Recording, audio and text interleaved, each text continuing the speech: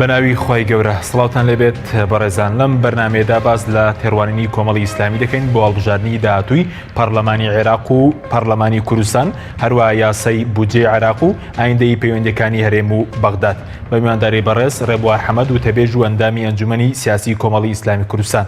سەرەتا راپۆرتێک دەبین دواتر لەگەڵ میوانەکەمان درێژە بەم پرسە دەدەین. کۆمەڵی ئیسلامی لە هەڵبژارنەکانی داهاتووی پەرلەمانی عێراق و هەرێمی کوردستان چاوی لە سەرکەوتنی گەورەیە. کۆمەڵی ئیسلامی کوردستان یەکێکە لە 5 هێزە سەرەکیەکەی هەرێمی کوردستان و ئامادەکاری تەواوی کردووە بۆ هەڵبژاردننی داهاتووی پەرلەمانی عێراق و ئامادەشە بۆ هەڵبژاردننی پەرلەمانی کوردستان. ئەمجارە کۆمەڵی ئیسلامی کوردستان چاوی لە سەرکەوتنی گەورەیە بۆ هەڵبژاردننی داهاتووی پەرلەمانی عێراق. ئاماژەکانیش بۆ دەچن کۆمەڵ لەم هەڵبژاردنە دەنگەکانی زیاد دەکات. هۆکاری بەرزبوونەوەی ڕێژەی دەنگەکانیشی دەگەڕێتەوە بۆ هەڵوێستەکانی لە سەراستی هەرێمی کوردستان و عێراق. لە سەراستی هەرێمی کوردستان 4 ساڵی ڕابردوو تاقیکردنەوەیەکی سەخت بوو بۆ هێزە سیاسیەکان تاوەکو بیسەلمێنن ڕازگۆن لەگەڵ دەنگدەرانی کوردستان بەتایبەت لە پرسی سەرۆکایەتی هەرێم و پاکخستنی پەرلەمانی کوردستان. کۆمەڵ لە پرسەکانی سەرۆکایەتی هەرێم و پاکخستنی پەرلەمانی کوردستان بەرەی خەڵکی هەڵبژارد و هەرگیز ڕەگەڵ دەسەڵات نەکەوت بۆ بەرژەوەندی حەزبی خۆی. کۆمەڵ سەرسەختانە داکۆکی لە ڕێزگرتن لە دامەزراوەکانی هەرێمی کوردستان کردووە و ڕایوا بووە دامەزراوەکانی هەرێم موڵکی هیچ حزبێک نین و نابێت هیچ حزبێک بیر لە داگیرکردنی پۆستە گشتیەکان بکاتەوە و هەر کاتێکیش بەرژەوەندیەکانی کەوتە مەترسیەوە دامەزراوە فەرمیەکانی هەرێم لە کار بخات. دەربارەی ئەو سەمەشی لە فەرمانبەرانی هەرێمی کوردستان کراوە کۆمەڵ داهێنانی پاشەکەوتی موچە و سەپاندنی لەلایەن حکوومەتی هەرێم بە زوڵم لە خەڵکی کوردستان زانیوە و ڕایوا بووە گەر قۆڕخکاری و گەندەڵی نەبێت و دەستێکی ئەمین هەبێت دەتوانرێت ژیانێکی شایستە بۆ خەڵکی کوردستان دابین بکرێت. جگە لەمەش کۆمەڵی ئیسلامی هێزێکە پەرێزەکەی پاکە و بەشداری نەکردووە لە دزینی داهاتی هەرێم و شەریکی گەندەڵیش نەبووە. هیچ کاتێک کۆمەڵی ئیسلامی نەدزی لە داهاتی نەوت کردووە نەداهاتی خاڵە سنووریەکانی بردووە و نەخاکی کوردستانیشی دۆڕاندووە. بە پێچەوانەوە هەندێک پار 27 ساڵە دزی لە داهاتی خەڵکی کوردستان دەکەن و ژیانی خەڵکی کوردستانیان کردوتە دۆزەخ. هەندێک هێزی دەرەوەی پارتە دەسەڵاتدارەکان بۆ بەرژەوەندی خۆیان هەمیشە لە کاتە هەستیارەکاندا لە سوورگەی دەسەڵات خولاونەتەوە و نەیانتوانیوە دژایەتی دەسەڵات بکەن. لە سەراسی عێراقیش کۆمەڵی ئیسلامی چوەک حیزب چوەک فراکسیۆن هەمیشە داکۆکی لە بەرژەوەندیەکانی خەڵکی کوردستان کردووە. لە نوێترین پێشهادیشدا فراکسیۆنی کۆمەڵی ئیسلامی لە پەرلەمانی عێراق بۆ چارەسەرکردنی کێشەی موچەی فەرمانبەرانی هەرێم لە هەوڵی بەردەوامدایە. سەرۆکی فراکسیۆنی کۆمەڵ دەوێت ڕێگەچارێک لە نێوان حکوومەتی هەرێم و بەغداد بۆ موچەی فەرمانبەران بدۆزێتەوە چونکە حکوومەتی عێراق تاوەکو ئێستا نایەوێت لە ڕێگەی وەزارەتی داراییەوە و موچەی لە بەغداوە دێت دابەش بکرێت. هەرێمی کوردستان لە بەردەم هەڵبژاردننی پەرلەمانی عێراق و هەڵبژاردننی پەرلەمانی کوردستاندایە و کۆمەڵی ئیسلامیش ڕوانگەی وایە ئەگەر بمانوێت کوردستان لەم قۆناغە ڕزگار بکەین نابێت چیتر ڕێگە بەم جۆرە مۆدیلەی دەسەڵات بدەین و گۆڕینی ئەم حاڵەتەش ئەرکێکی ئاینی و نیشتیمانی و نەتەوەییە.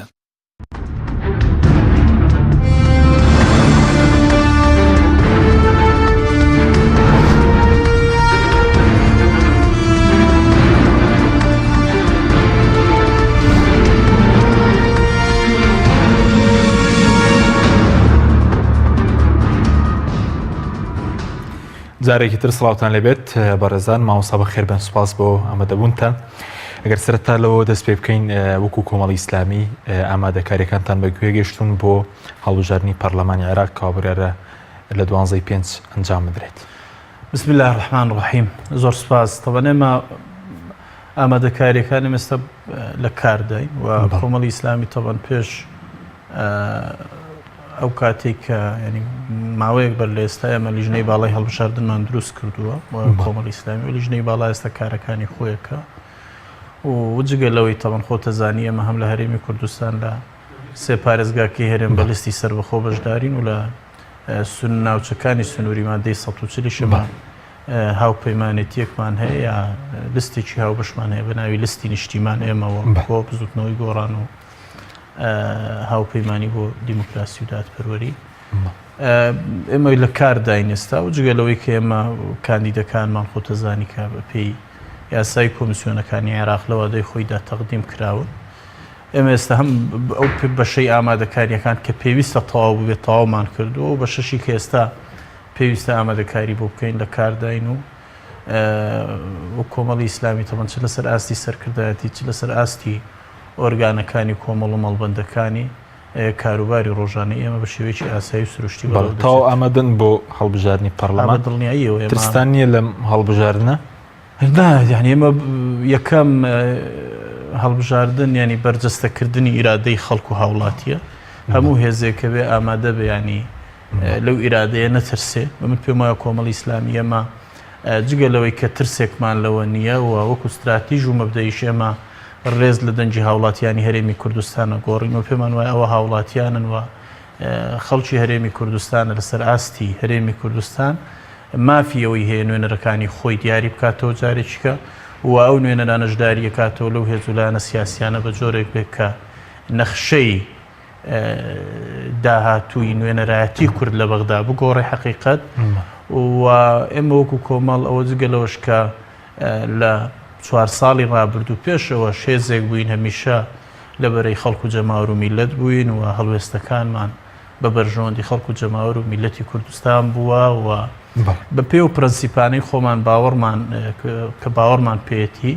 کارمان کردو و هەنگاومان ناوە بۆیە ینی بێشک ئێمە هیچ ترسێکمان هەڵبژاردنەکانی و ئامادەین. بەڵێ چاوەڕوانی و دەکەن کە لەم هەڵبژاردنە سەرتاگە باز لە پەرلەمانی عێراق بکەین ڕێژەی دەنگەکانی کۆمەڵ زیاد بکات ئەگەر زیاد بکاتەوە کارەکەی چیاخوتی چ ڕاپرسیەکی ناوخۆیی و دەرەوەی کۆمەڵی ئیسلامیش کراوە ئاماژە بۆ کە دەنگکانتان زیاد دەکات؟ جارێکەکەم ئێمە دروستەوە بڵین ئێمە لە هەرێمی کوردستان ئەنی سنتری ڕاپرسی تایبەتمەند نییە کە ئەنی ڕۆن و ڕاشکا و شەفاف ڕاپرسی بکاوەکەوەی کە لە وڵاتان هەیە و پاشان دەرەنجامەکانی بخاتە ڕووە زۆر جار بەشێ لەو ڕاپرسیانەشکاکرێن ینی هەم هەندێکیان و ڕاپرسیانی کە لە ڕێی تۆڕە کۆمەڵایەتیەکان و سایتە ئەلکترۆنیەکانەوە ئەکرن خۆتەزانی قابلی ئەوەن کە بەرز و نزمی تێدا بکەوە بەرجەستەکەری ئیرادەی حەقیقی هاوڵاتیانی هەرێمی و هاوڵاتیان نەبێت لە هەرێمی کوردستان ئێمە ئەمە خۆمان وەکو کۆمەڵی ئیسلامی حەقیقەت بەڵە چاوەڕوانیمان هەیە و چاوەڕوانی ئەوەشین کە ئێمە دەنگەکانمان زیاد کا و ڕێژەیەکی باشتر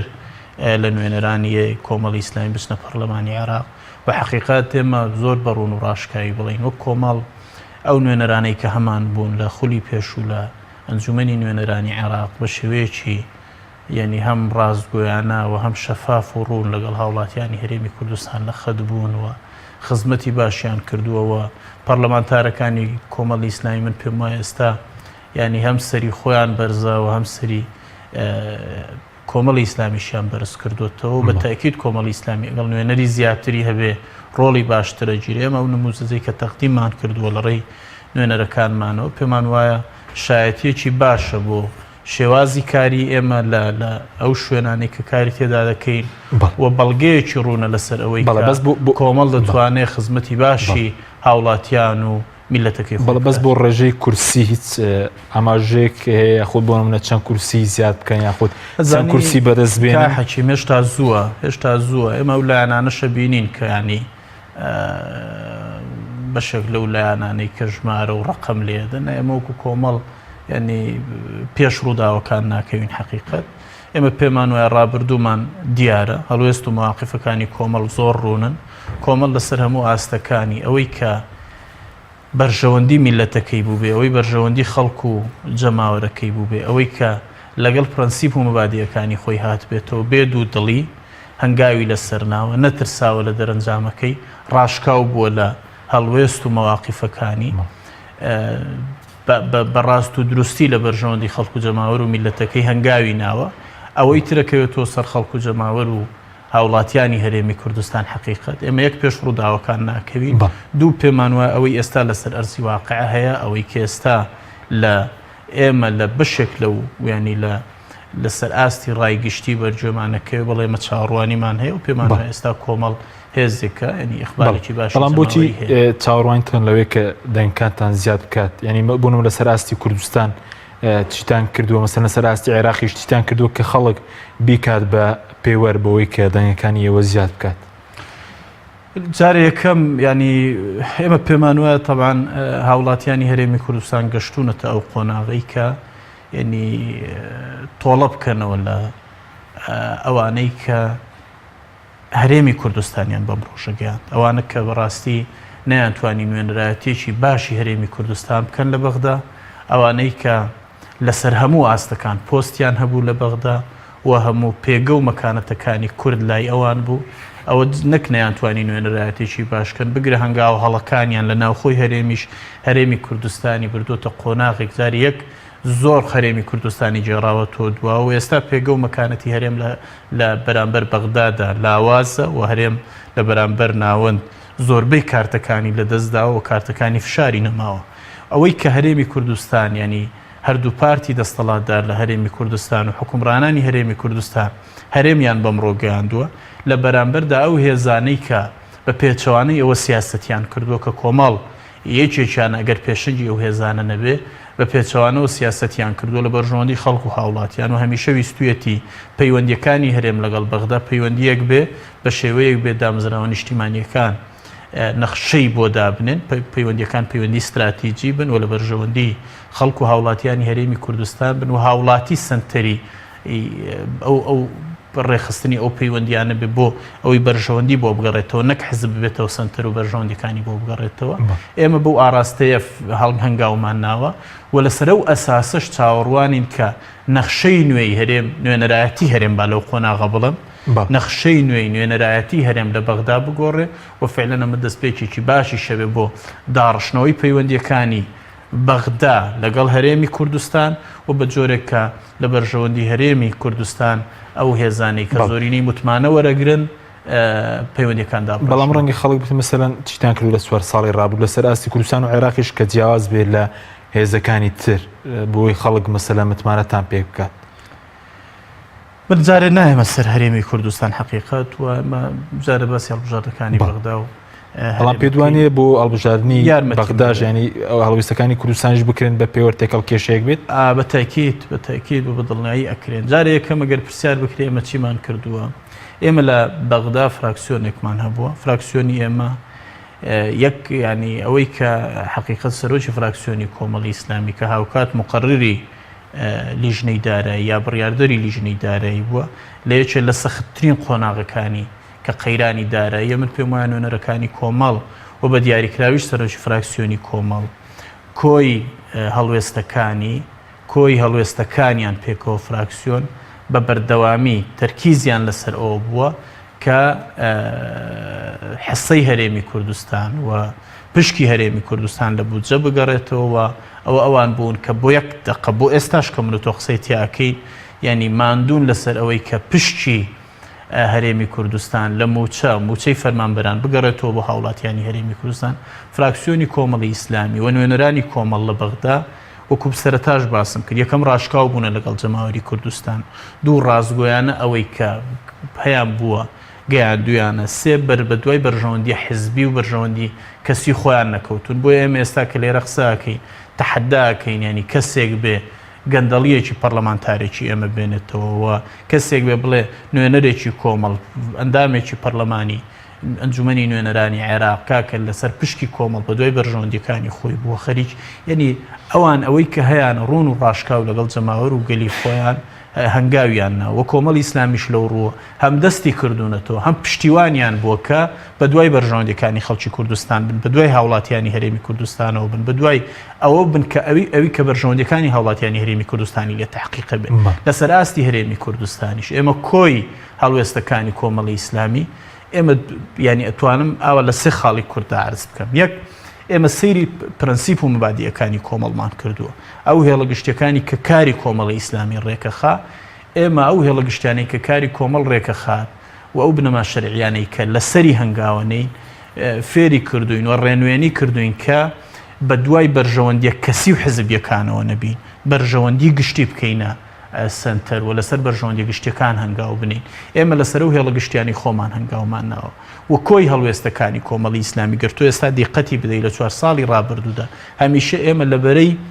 بەرگریکردن لە دامەزراوە شەرعیەکانی هەرێمی کوردستان لەبەرەی بەرگریکردن لە دامەزراوە نیشتیمانیەکانی هەرێمی کوردستان لەبەرەی ئەوەی کە دامەزراوەکان بکرێن بە دامەزراوەی نیشتیمانی و ئیتر حزب لەبری هەموو شتێک قەرار نەدا لە هەرێمی کوردستان ئەوانەی کە کۆمەڵی ئیسلامی ئەگەر ئێمە بگەڕێینەوە ڕابردووە توانین زیاد لە یەک لە دوو لە سێ لە چوار ئەو هەڵوێستانە بڵێنەوە کە حەقیقەت ئێمە ئێستا کە ینی جارێک کە بەرامبەر جەماوەری کوردستان ڕاوەستین و قساکەی من پێم وایە کۆمەڵی ئیسلامی سەری بەرزە بە مەواقیفەکانی سەری بەرزە بە هەڵوێستەکانی و حەقیقەت ئێمە کە ئاوری شدینەوە لە هەڵوێستەکانمان شتێک شک نابین کە شەرمی لێ بکەین شتێک نییە کە حەقیقەت بڵین ئێمە ئەمەمان کرد لە بەرژەوەندی خۆمان و پێچەوانەی بەرژەوەندی خەڵکو و هاوڵاتیانی هەرێمی کوردستان بوو بە پێچەوانەوە ئەوەمان کرد کە بەرژەوەندی هەرێمەکەمانە کە بەرژەوەندی گەلەکەمانە و خۆمان بووینەتە قوربانی کە کەوتوینە ژێرباری زەخت و فشاری دەسەڵات لە هەرێمی کوردستان. بەڵام ئەوە بۆ ڕابردووی بۆ ئایندە بۆ نمونە توانن چی بکەن ئەگەر دەنگی بۆ عێراق ڕابردوو باشترین شتە بۆی کە ئینسان بینای هەڵوێستەکانی داهاتووی لەسەر بکە ئەوەی کە نەیتوانی بێ بەکردەوە هاوڵاتیانی هەرێمی کوردستان دڵنیایی بدا بە هاوڵاتیانی هەرێمی کوردستان. ئێمە ئەوەی لە 4 ساڵی ڕابردوو کردمان قسەکانی 4 ساڵی ڕابردوومان بوون. ئێستا ئێمە گەر بگەڕینەوە بۆ یعنی بەرنامەی هەڵبژاردنەکانی کۆمەڵ لە ڕابردوودا بۆ ئەو بەرنامەی کۆمەڵ پێی هاتەمەی دوای قۆناغی ئۆپۆزیسیۆن ئێمە ئەومان بەرجەستە کرد لە ئەرزی واقعدا و ئەومان کردە بەرنامەی خۆمان. ئێمە بەکردار سەلماندوومانە کۆمەڵی ئیسلامی بەکردار سەلماندویەتی کاوەی ئەی خاتە ڕوو جێبەجێیەکە ئەوەی کە ئێمە لە ڕابردوو کردومانە لە داهاتوش لە حەقیقەتەوە بەرجەستاکەینەوە جارێکیکە و ئێمە لەو پێناوەدا قوربانیە دەین تێکۆشین تا ئەو کاتی هەرێمی کوردستان لەسەر ئاستی ناوخۆ ئەو قەوارە سیاسیی کە هەیەی قەوارەیە کە بێ داوەزراوەکانی نیشتیمانیە بن پەیوەندیەکی ڕوون و شەفافی لەگەڵ بەغدا ئەبێت و هەروە پەیوەندیەکانی لە بەرژەوەندی خەڵکو و هاوڵاتیانی هەرێمی کوردستان ڕێکە خاتەوە شەراکەتێکی ڕاستەقینە لە بینی ئەو هێزولایانانەی کە نوێنەرایەتی خەڵکیان هەیە ئەوانەی کە ئیرادەی هاوڵاتیان لایە ئەوانەی کە دەنجی هاوڵاتیان لایە بەرجەستا بێ قۆناغی قۆرخکاری لە هەرێمی کوردستان کۆتایی دێ قۆناغی قۆرخکاری لە نوێنەرایەتی کوردی کرد لە بەغدا کۆتایی دێ قۆناغی قۆرخکاری لەو پۆستانەی کە لە حکوومەتی ناوەند بەدەست دێ بۆ بەرژەوەندی کەسی و حزبی کۆتایی پێدێ ئەگەینە ئەوەی کە ئێمە دامەز لەسەر ئاستی هەرێمی کوردستان و لەسەر ئاستی نوێنەرایەتیشمان لە بەغدا دامەزراوەکانمان دامەزراوەیەک بن دامەزراوەی نیشتیمانی بن و ڕوون و شەفاف بن و سەرچاوەکانی سامان دیار بێەوە ئەو سامانشکە مڵکی هاوڵاتیانە لە بەرژەوەندی هاوڵاتیان جارێککە سەرف بکرێتەوە. بەڵێ بەڕێزی وتت دەبێت خەڵکی کوردستان تۆڵە بکاتەوە لە هەڵبژاردنە مەسەلەن تۆڵە لە چی بکاتەوە 4 ساڵە مەسەڵەن ئەوانەی کە نوێنەرایەتی پشکی زۆریان هەبووە لە نوێنەرایەتی کورد لە بەغدا هیچیان نەکردووە ئەزانی بەتاکید کە هیچیان نەکردووە نا ئەوان نەک هیچیان نەکردووە ئەوان یعنی زەرەری گەورەیان لە کورداوە ئەوانەی کە خۆ زۆر ڕوونە چێ هەرێمی کوردستانی بەم ڕۆژەکەیان هەرێمی کوردستانێک کە لە خاڵی هێزدا بوو بەرامبەر بەغدا هەرێمی کوردستان کە زیاد لە کارتێکی هەبوو بەرامبەر بەغدا هەرێمی کوردستان کە ڕۆژانە ئەکرا مانگانە کار بەدەستەکانی بەغدا لەسەر ئاستی سەرۆکی ئەنجومەنی وەزیرانەوە هاتنە هەولێری پایتەخت و ئامادەی گفتوگۆ بوون چێ هەرێمی کوردستانی بەم ڕۆژەگەیان ئەوانەی کە بڕیارە هەڵەکانیاندا ئەوانەی کە ئەو بڕیارانەیاندا کە فعلەن هەرێمی کوردستانیان بەوە گەیاند ئێستاکە هەرێمی کوردستانەوە بەغدای وەڵامی هەرێمی کوردستان ناداتەوە ئەوە بەغدایە موچەی فەرمانبەرانی هەرێمی کوردستان خرج ناکە ئەوە بەغدایە ڕێژەی پشکی کورد لە بودجێ عێراق لە 170ەوە هێنێ بۆ 112 و 113 ئەو بەتاکید ئەوانە نەک یعنی نوێنەراتی باشی کوردیان نەکردوانە زەرەری گەورەیان بە کوردیان دو حقیقت لە دەبێت تۆڵیان لێ بکرێتەوە لە چ ڕوانگەیەک هاوڵاتیان لێ بکرێت ئەزانی چۆنە ئێمە تاکە ڕێگای گۆڕانکاری لە هەرێمی کوردستاندا ئێستا لە تەنها هەڵبژاردنە هاوڵاتی تەنها لە ڕێی سندوقەکانی دەنگدانەوە توانێکە یعنی تۆڵە بکاتەوە لەوانەی کە نەیانتوانیوە نوێنەرایەتێکی باشی هەوڵ من پێم وایە ئێستا هاوڵاتیانی هەرێمی کوردستان هوشیارن و بە وشیاریەوە مامەڵاکەن و ئەتوانن حقیقت ئێمە هەمومان ئەو هێزانش کە ئەمانەوێ گۆڕانکاری بکەین ئەو هێزانەی کە پێکەوە ئەمانەوێت نەخشەی سیاسی لە هەرێمی کوردستان بگۆڕین ئەبێ لەو ڕاستیە تێبگەین کە پێکەوە هاوڵاتیانی هەرێمی کوردستانیش لەگەڵمان کە ڕێگای ڕاستەقینە بۆ دروستکردنی گۆڕانکاری بریتە لە سندوقەکانی دەنگدا. بەڵێ بەڵام پێ دوێ ئێستا هەردوو هێزەکە بۆ بەغداد هیچیان پێ نییە بە خەڵکی کوردستان بڵێن بۆ نمونە چی بۆ خەڵکی کوردستان دەکەن ئەتوان قسەی خۆیان بکەن ئەتوان قسەی خۆیان بکەن بەڵام خۆ ئەوان بەفعلی لە دەستەڵات دابوونەوە ئەوانن پەیوەندیەکانیان بەڵام ڕێخستووەوانن لێرە حکومڕانیان کردووەوانن بە عەقدەکانی نەوتیان ڕێخستووە ئەوانن یعنی ئەوەی کە ئیدعای سربەخۆی ئابوووریانە کرد دروستکردنی ئابوووریەکی سربەخۆیانە کرد لە هەرێمی کوردستان هەرێمی کوردستانیان بەرەو گەیاندۆتە ئاقاری ئیفلاسی و ئێستا چاوەڕوانین کە موچەیەک لە بەغدا بکردن بەڵام بۆ نمونە لە ڕووی خاکەوە لە ڕووی چاسەری نەوتەوە لە ڕووی موچەوە لە ڕووی مەسەرەن بەکارێنانی پۆستەکان بۆ بەرژەوەندی خەڵکی کوردستان هیچیان نەکردووان لە وەخت ئەزانی ئێمە بین ینی ئەم خاڵانە بژمێرین بە تایبەت کە ئێمە لەو ڕۆژاندا لە سەروبەندی یادکردنەوەی ڕاپەڕینی بەهاری ساڵی 1990 زۆرن ئەو خەونانەی کورد کە لە بار بردراون زۆرن ئەو خەونانەی کورد کە فعلەن گەلی کورد دوای ڕاپەڕین خەوی دەبینی بە دروستکردنی دەستەڵاتێکی خۆماڵی کە ئەو دەستەڵاتە ینی یاسا تێیدا سەروەر بێ ئەو دەستەڵاتە کە دامەزراوەکانی بگرن دامەزراوەی نیشتیمانی سوپایەکی یەکگرتووی هەبێت لە هەرێمی کوردستان و ئەو بەشە گەورەی خاچی هەرێمی کوردستان کە ئێستا پێوترە سنووری مادەی 140 بگەڕێتەوە سەر هەرێمی کوردستان هاوڵاتیانی هەرێمی کوردستان بە خۆشگوزەرانی بژین و تعویزی ڕابردوو بکرێتەوە ئەوانەی کە حکومڕانی ئەوانەی کە پێشمەرگەکانی شاغ بوون ئەوانەی کە شۆڕشیان کرد لە هەرێمی کوردستان حکومڕانیەک بەرقەرارکەن کە شایستە بێ بە قوربانیدانی ئەو میلەتە شایستە بێ بەو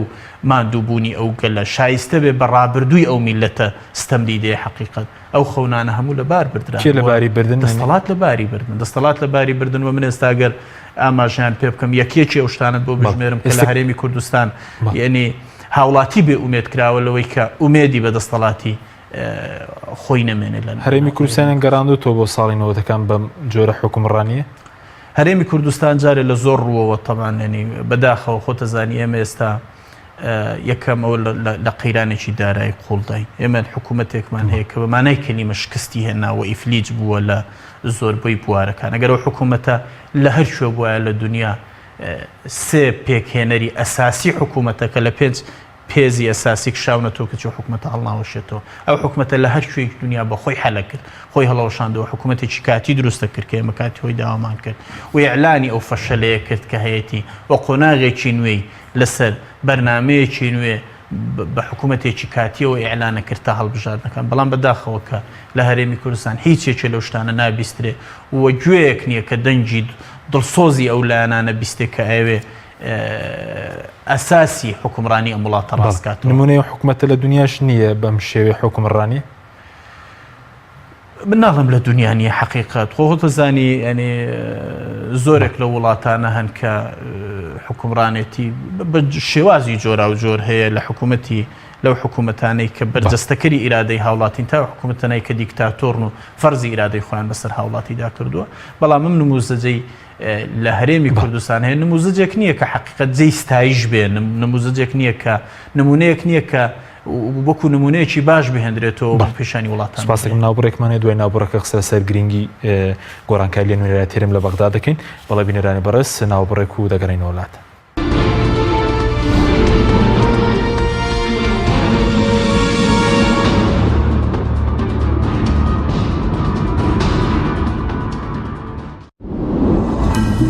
تۆپ ئارت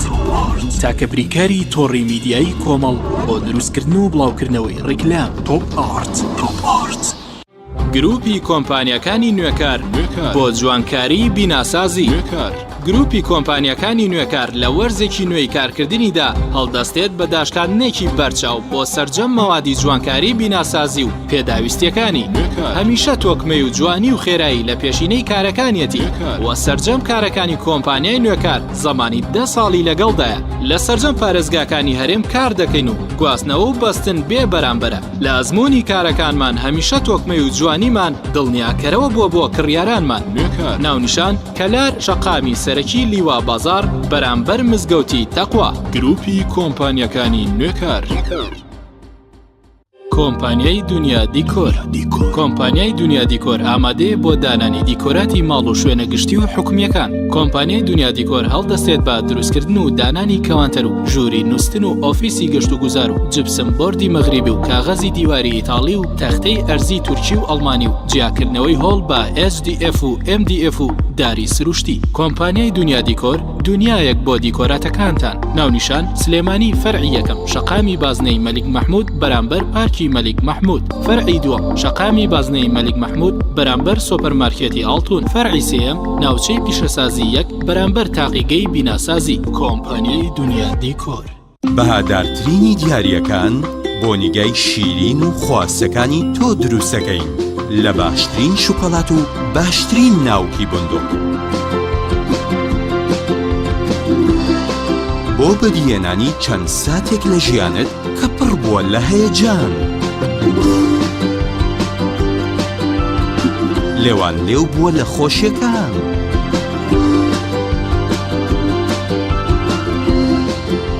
ئاوێتە کراوە لەگەڵ عیشق و ئەوین.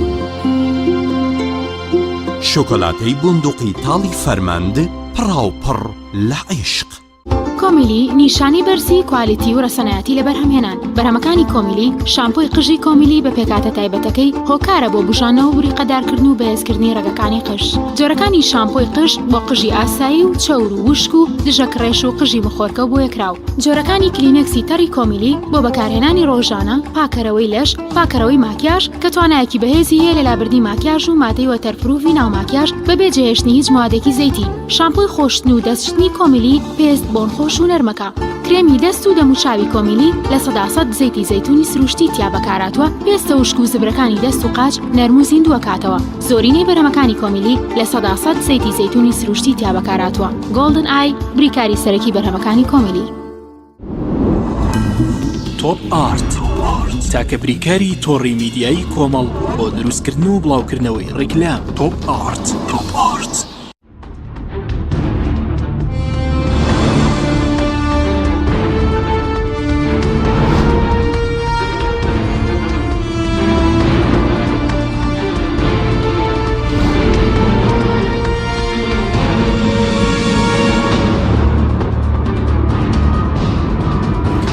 جارێکتر سڵاوتان لێبێت بەڕێزان. مامۆستاگەر باز لە گرنگی گۆڕانکاریکردن لە نوێنراتی هەرێم لە بەغداد بکەین. ئایا ئەم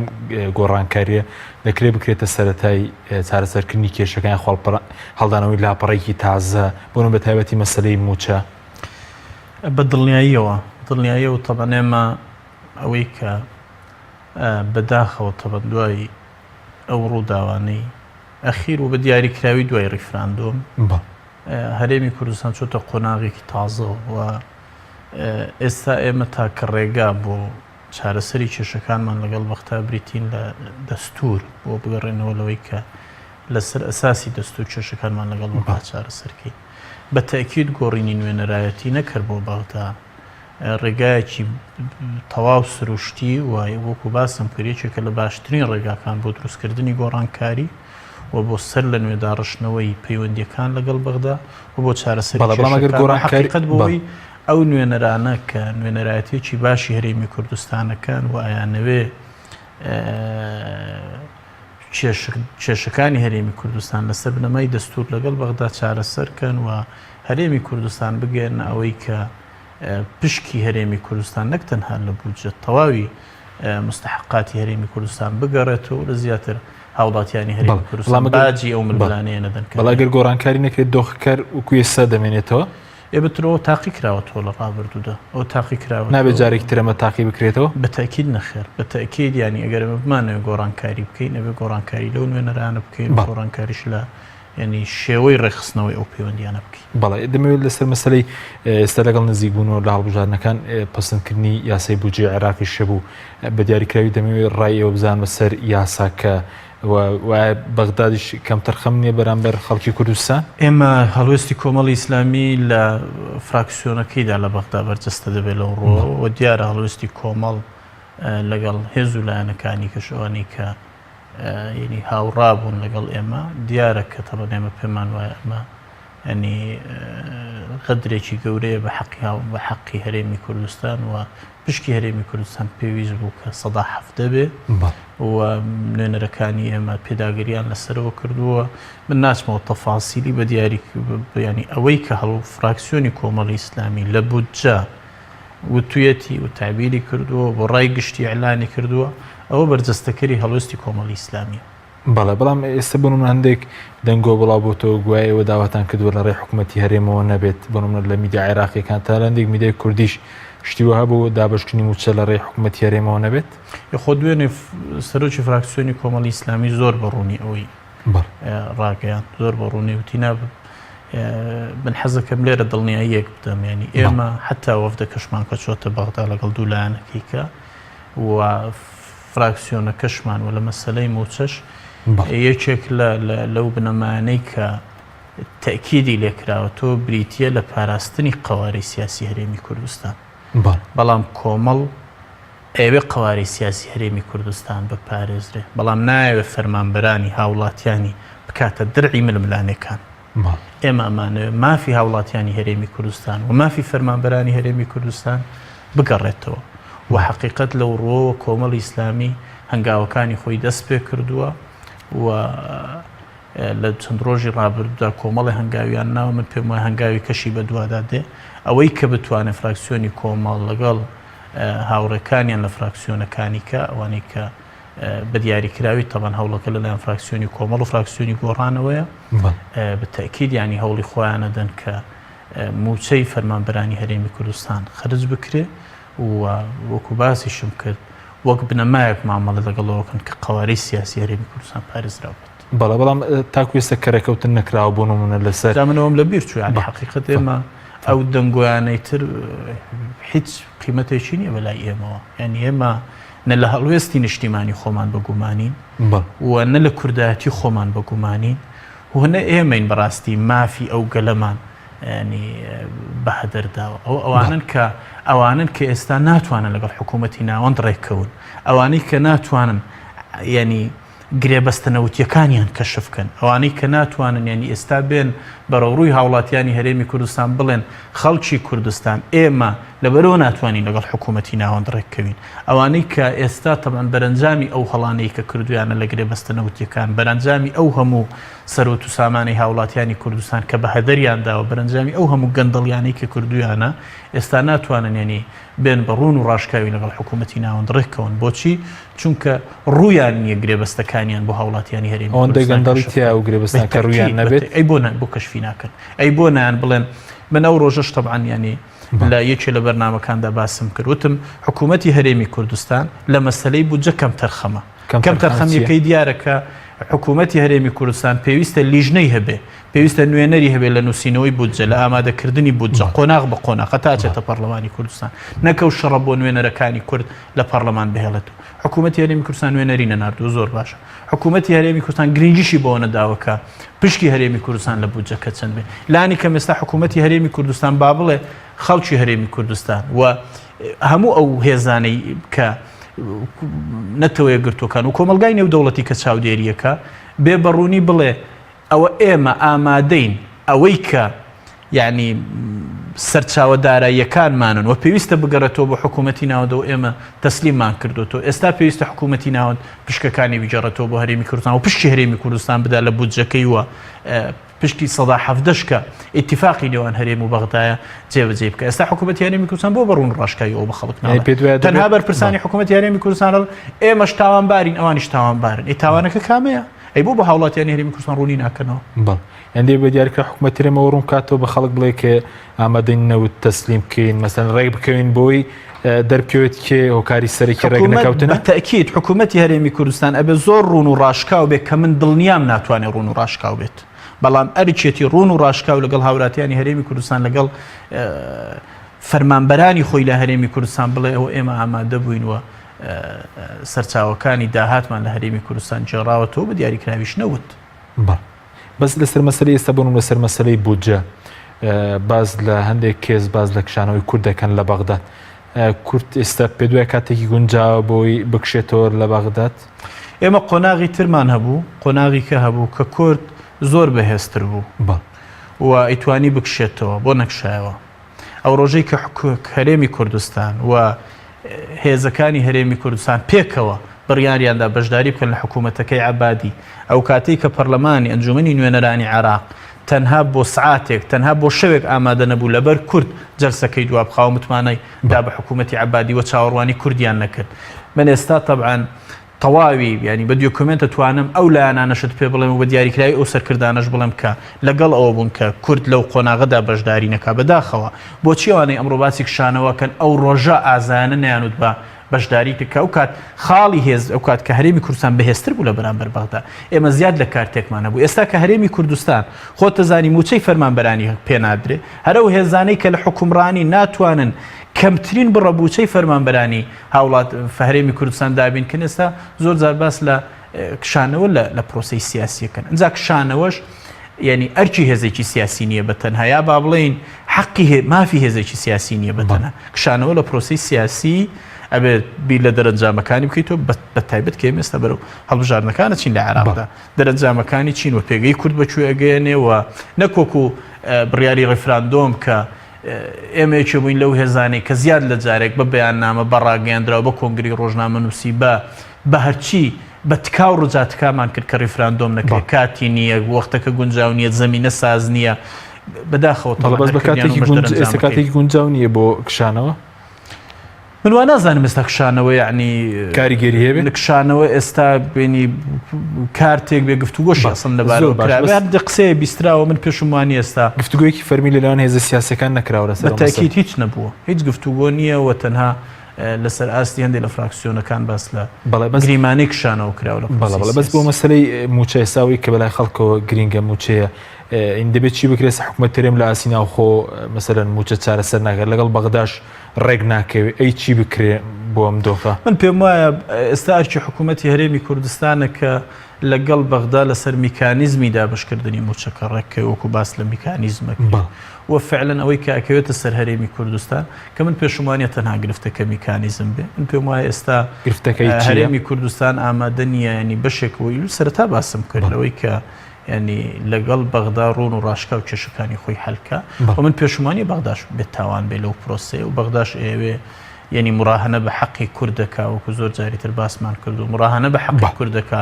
و زۆر جاریانی وەکو هەڵمەتێکی هەڵبژاردنەکان بەکاری هێنێەوە ئەمە پرسایانی پرسی موچەی فەرمانبەرانی هەرێم و لاوازکردنی پێگەی کورد وەکو ینی کارتێکی نەتەوەی بەکارهێنن بۆ ناوخۆیان کاوان توانیویانە هەرێمی کوردستان بە تایبەتی سەرۆکی ئەنجومەنی وەزیران ئەو جانبانەشی هەیە بەڵامەوە هەرێمی کوردستان ئەوێ لە پێناوی موچەی فەرمانبەرانی خۆی هەنگاوی جدی بنێ تا ئێستا نەیناوە نەخێر نەخێریانی ناونە نەکەنگاوی جدیان نەناو چکە خۆ ئێستا ڕوونەکە ئەنێ ئەوان بە جددی لەگەڵ حکوومەتی ناوەند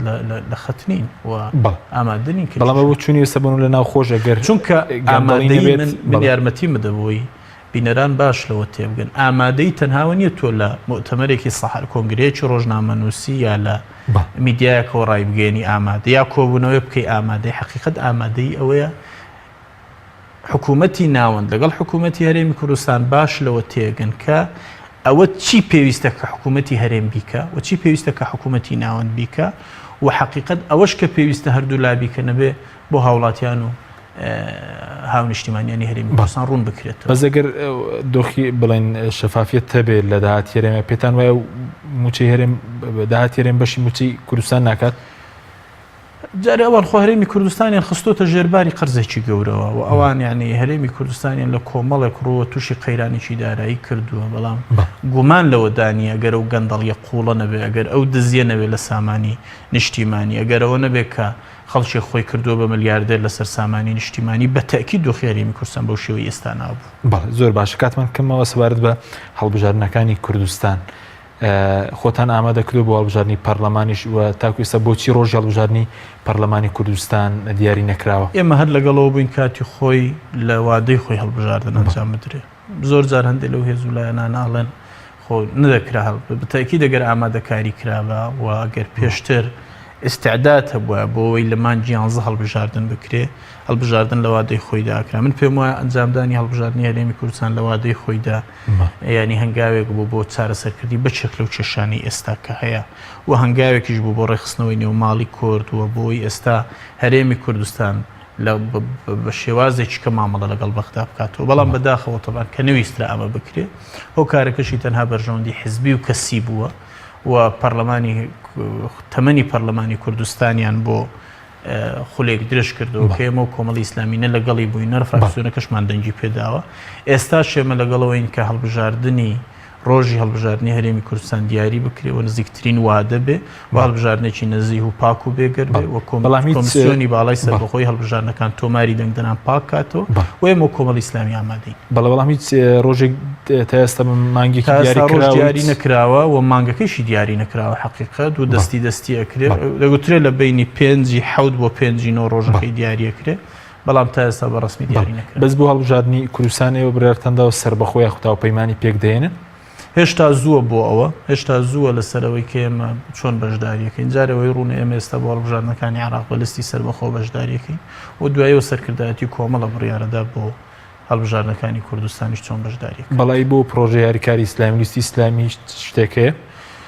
ئێمە پرۆژه هاریکاری ئیسلامی لای ئێمە بەردەوامە پرۆژەیە کە ئێمە ینی لە پرۆژەی هاریکاری ئیسلامی ئێمە وەکو کۆمەڵ هەر لە سەرەتاوە مەطلەبی ئەساسی ئێمە